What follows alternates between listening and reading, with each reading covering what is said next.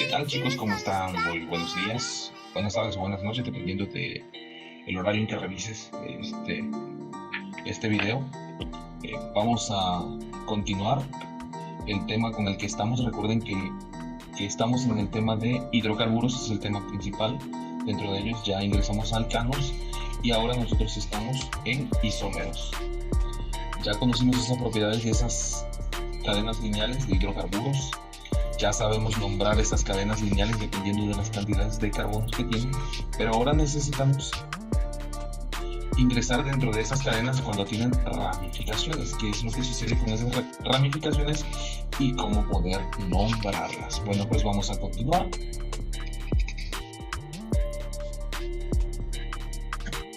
De entrada, cuando la cadena de hidrocarburos supera los 4 carbonos, esta puede presentar isómeros.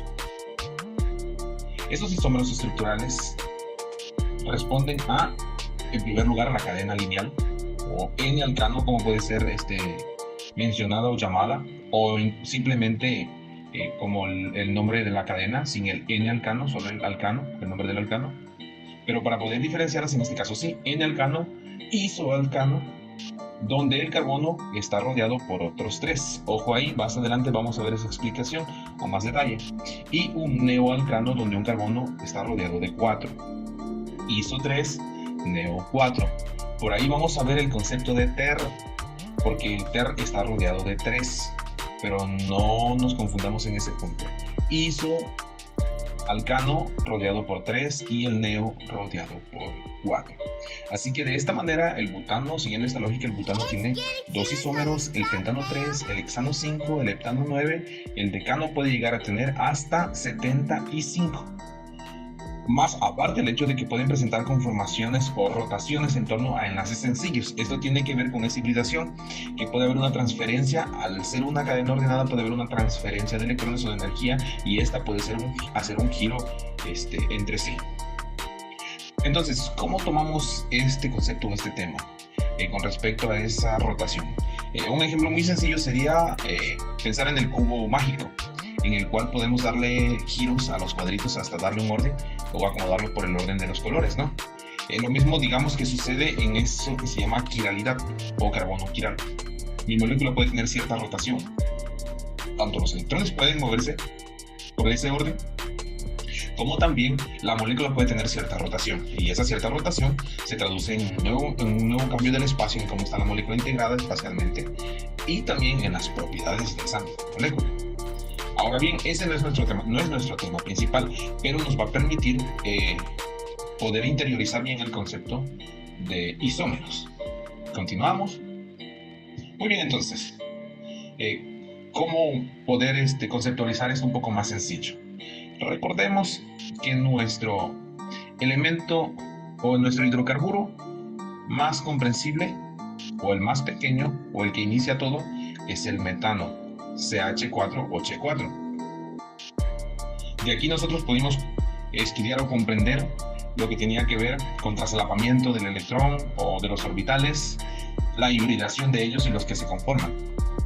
Pero en este caso nosotros estamos identificando la unión de tantos carbonos posibles dentro de esa cadena que se está formando. El carbono pierde un hidrógeno o queda libre en uno de sus enlaces, así que por lo tanto puede unirse a otro. Puede ser un carbono o un nuevo elemento u otro elemento. En este caso continúan las cadenas de carbono. Ya sabemos cómo identificar de acuerdo a las cantidades de carbono. Ya sabemos que si hay uno es un metano, etano, propano, butano y en este caso pentano. Pero ¿cómo podemos diferenciar interiormente con respecto a los enlaces con los hidrógenos y a otros enlaces presentes dentro de la misma cadena? Bueno, para este caso nosotros entramos al concepto de isomería o ramificación de la cadena principal. Entonces, como decíamos, estamos en el punto de isómeros. Observamos, en primer lugar, que nosotros tenemos presentes cadenas lineares. En este caso, no importando lo horizontal o lo vertical. Recuerden que esto es un acomodo con respecto al tipo de fórmula semidesarrollada. Pero lo que nos importa aquí principalmente son dos cosas: la cadena lineal más larga que podamos observar y la subcadena que podríamos también formar. En este caso, nosotros podríamos tener una cadena lineal totalmente derecha con 4 carbonos alineados, o una cadena semilineal, en este caso también formada por 4 carbonos, pero tendríamos que cortar un elemento o aislar un elemento con respecto a esta cadena que prácticamente parece una L, ¿no? O una botita. Entonces, ¿cómo poder identificar cuándo es una isomería y cuándo no lo es? Recordemos el punto que nos hablaba de isómeros. Decía que siempre está rodeado por 3 elementos. Y en este caso, un neo está rodeado por 4 elementos. Vamos a ver si esta parte se cumple. Si nosotros observamos este carbono, vemos que hay una hibridación con 4 carbonos presentes. Permítame cambiar de color. 4 carbonos presentes. 1, 2, 3 y 4. Entonces, este concepto podemos aplicarlo fácilmente.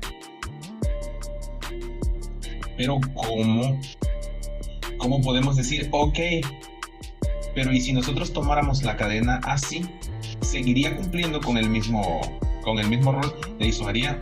Probablemente sí, pero nosotros siempre tratamos de buscar lo más ordenado posible. Entonces, este elemento como tal nos da un orden, puesto que este carbono que estamos observando aquí ya presenta el acomodo de un isómero que está interactuando con 3 carbonos. Por lo tanto, es un isopentano. Ese isopentano tiene las mismas características con respecto a cantidades de carbonos e hidrógenos, pero sus propiedades probablemente van a variar con respecto al pentano por ese reacomodo. Lo mismo sucederá cuando nosotros podamos observar que el neopentano tiene 1, 2, 3 y 4 carbonos acomodados dentro de este carbono. No hay una cadena lineal presente, puesto que todo está rodeado, pero sí hay un orden, podemos apreciarlo alrededor. Así que por lo tanto, este tipo de forma nos representa ese concepto del neo, un neopentano. Entonces, ¿cómo identificar cuando no cumple con esas características del isopentano? Tendríamos que desarrollar un poco más.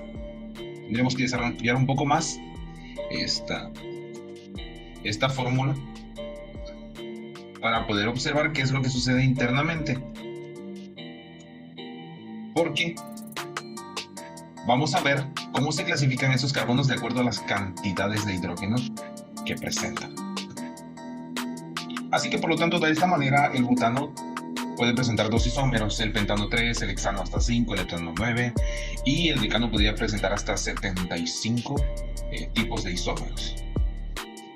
Y como habíamos mencionado, puede haber una conformación a través de la rotación o una nueva conformación a través de la rotación.